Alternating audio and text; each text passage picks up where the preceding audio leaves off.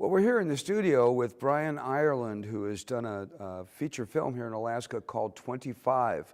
It sounds like a pretty spooky movie. It was made with all Alaskan cast and crew. It's Brian's first effort, so let's see what he has to say for himself.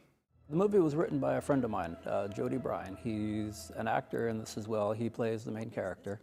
And it's about a serial killer who is driven by a delusion of something that happened to him when he was younger that he had forgotten about for 25 years.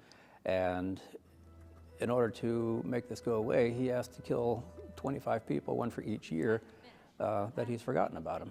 You think they'll catch this guy? Of course, they always catch him. It started about 3 years ago. Alaska was set to be a very growing film industry, and we wanted to get in on the ground floor. And what better way to hone your skills as a director, editor, or a visual effects artist than to just go out and do it. One of the interesting things about 25 and the way it was written is that as I was reading this once or twice, every friend that I had seemed to fit into one perfect character slot.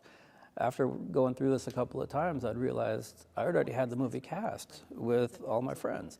The only thing I had left to do after that was to tell them that I'd cast them in a movie. Is this man the serial killer? Creating a movie is considerably more difficult than most people would imagine. Just being able to complete a movie, I think, is a monumental triumph, because I know that many of them are started, and of the majority of small indie films or little backyard indies that get started, most of them never even get finished. Our Joint Task Force would caution you that this man is considered armed and extremely dangerous. It's not rated at the moment by the MPAA, but if I were to hazard a guess, I'd say it was R-rated, so I wouldn't recommend it for a family movie. I'm really anxious to show this movie, and I'm very anxious to hear people's opinions. It's showing at May 9th at the Wendy Williamson Auditorium. Doors open at 5:30, showing at 6. Parking is free because it's on a Saturday.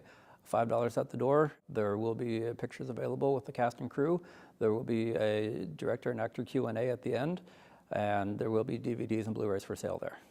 So come on out and see it. I guarantee it's going to be a good time. Well, if you get a chance, get out and see Brian's film at the Wendy this weekend on Saturday. Also around town, of course, there's more stuff going on. At Anchorage Community Theater, they're continuing with the Sunshine Boys, the Neil Simon classic. This is the last weekend to see it, and they have been selling out, so get those tickets. You want to go to their website at actalaska.org, and you can get your tickets there and find out more about the continuing season.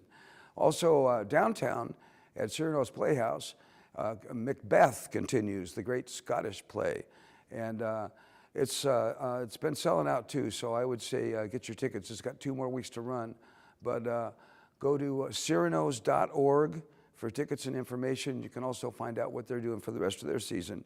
And I think that about wraps it up for this week's Entertainment Link.